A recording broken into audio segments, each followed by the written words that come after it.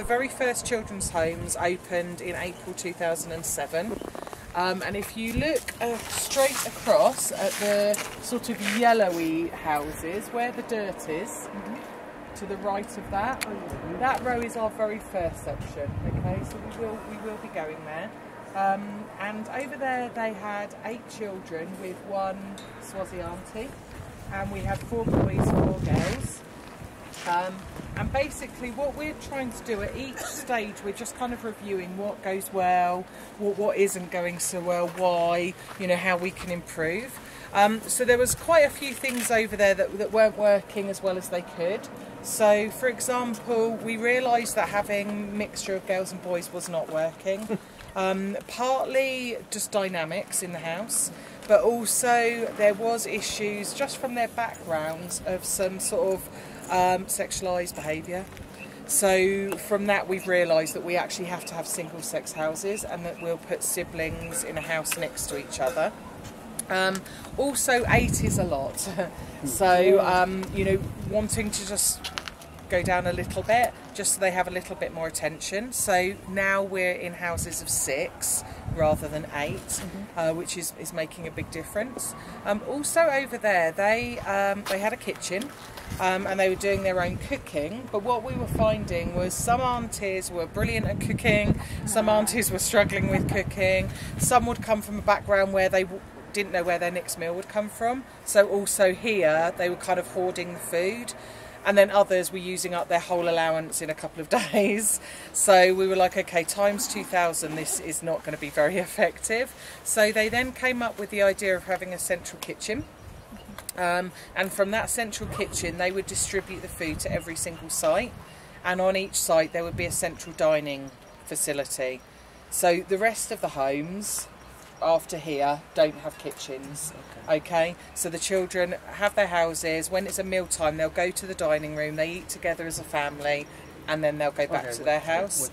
Yeah, so this is the first site where they have the dining facility, so Jen will talk a bit more about that in a moment. So I think they're the main things that we changed. The other big thing that was happening over there was we would be preparing a house. Kids were coming in, we're kind of like finishing painting the walls type thing, and the kids were going in, which just was not working very well. And also it was kind of, here's a space, so that's where the child is going to go. And again, just the dynamics in the house, it just kind of continually kept changing, which was very stressful for the children and difficult for the auntie. So they came up with a facility where we could receive children, give them time to actually settle, and then from there we can actually group the children and then send them up with an auntie into a new house. And then as a unit, they kind of start off together, which again, actually is working extremely well. Does that sort of avoid, potential conflicts and things like that as well, so you can see who's working and absolutely, and obviously you're never going to totally avoid sort of sibling, exactly. And in a way for us, when we see some of that, that is a good indication of a bit of healing, because it wouldn't be normal if kids were all together and they never had a fight, you know. So when we see a little bit of that, that's a good sign, you know. So yeah, so those are the main things. So just to give you a bit of a start before we go around our tour. Now everything you see is Bulembu Ministries, okay? But each site has its own little name. This site is called Duduzi, just because that's the name of the whole village. And what will happen is this will end up being Duduzi 1, because there'll be other bits of the village where we have children's homes. So each site has a supervisor. And so Jenny lives up here. She doesn't have children in her own home, but she's up here. She's amongst all the aunties, just giving them support, supporting with the children, making sure everything, you know, is in place. Also, as a new home comes online, so like the house you're renovating, obviously then she's part of sort of supervising that, making sure everything is as it should be, and then kitting the house out, and then preparing visits. So the children will visit before they actually move in, over about a month. And then when she feels that they're ready and the auntie's ready and everything's in place, then we'll have a move-in date. And so on Saturday, we just had 2 houses worth of children just move in. So yeah, so she has a big job. So this is Jenny. Hi guys. Jenny's been here for 4 years, so I'll kind of pass you over to her and we'll just have a little look around, and just feel free to jump in with questions.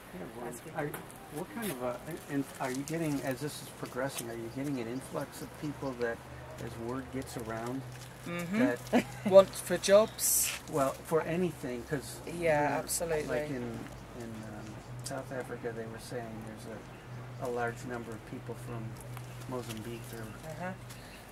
Yeah, we are getting an influx. We had a sort of a time back in sort of end of 2008 where we did have a lot of Zimbabweans coming, just because of the issues there, and you know, obviously they were also kind of looking for work. So there is quite a few Zimbabweans working here, and a few from Mozambique. But in Swaziland, obviously you need like a sort of working permit to be here. And it's actually very difficult to get those working permits if you're not, Swazi. So they also have to consider that when people kind of come regulator in. That you wouldn't be overwhelmed with. Absolutely, and obviously, you know, we're in Swaziland. We want it to belong, you know, for the Swazis. Yeah. So you know, there will always be a limit, and obviously priority would always go to a Swazi. But yeah, we have seen more and more word of mouth, particularly with the aunties. You know, maybe they come from a rural area, they've recommended someone, so they might come to Jenny and say, look, I've got a number, and then we'll ring and invite them for interview. And yeah, like on the weekend I had someone, and I'd been out actually somewhere else, and this person, I was out on a field trip, and this person had kind of then given my number to this lady, and so yeah, that sort of thing, that's how we're growing. And obviously we're hoping, you know, to sort of grow our own workers from within the project over the years, so that's the ultimate aim. Okay. Hi guys.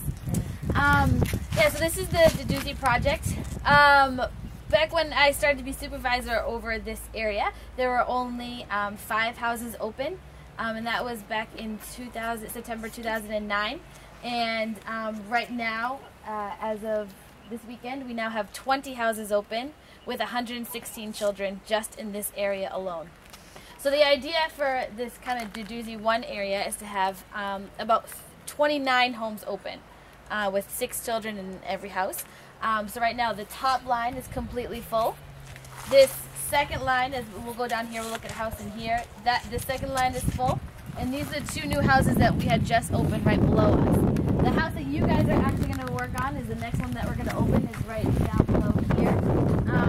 So it's great that you guys are going to work on it, because we would like to move the children as quickly as possible. Because the area that Ruth had talked about with the kids come in straight from social welfare is called Welcome Center, and they're growing. And as they, you know what I mean, as they grow, then things get overwhelming there, and so it's great to get these homes open as quickly as possible. And right behind you is the dining hall. The dining hall is, we can do is we can take a walk in there. The dining hall is meant to hold about between 180 and 200 children.